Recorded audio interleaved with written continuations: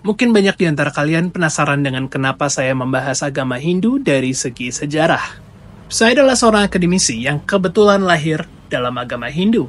Tetapi, saya adalah orang India keturunan, dan keluarga saya sudah di Indonesia sejak 1925. Kampung asli saya juga sudah hilang saat pembentukan Pakistan dan India. Jadi saya lahir dengan agama Hindu, tapi tanpa konteks budaya India. Mungkin mirip dengan orang Bali yang mayoritas keturunan Jawa.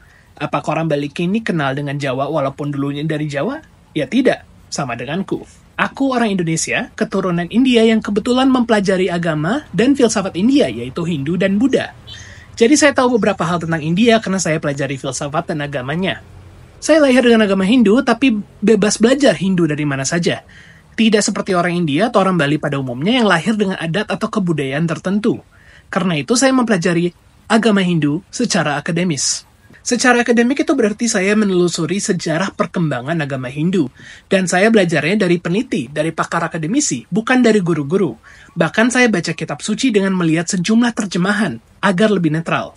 Saya mulai belajar agama sejak umur 4 tahun hingga lulus S3 saya di tahun 2023 kemarin di umur 27 tahun.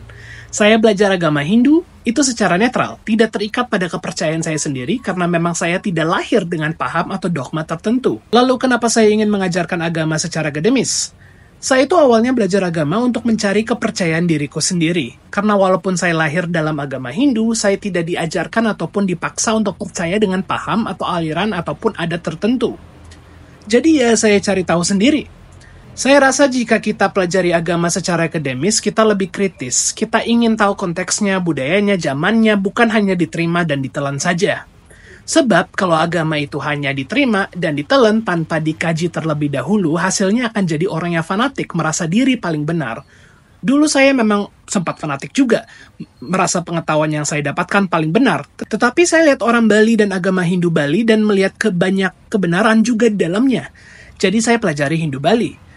Saya sekarang percaya bahwa kebenaran dapat ditemukan di mana saja dari mana saja. Walaupun dari tempat ibadah, dari keluarga, dari alam, dari buku, atau mungkin juga dari TikTok. Yang paling penting adalah untuk menggunakan logika dan akal sehat kita saat pelajari agama. Jangan takut untuk bertanya sebab dengan cara kita bertanya, kita dapat belajar.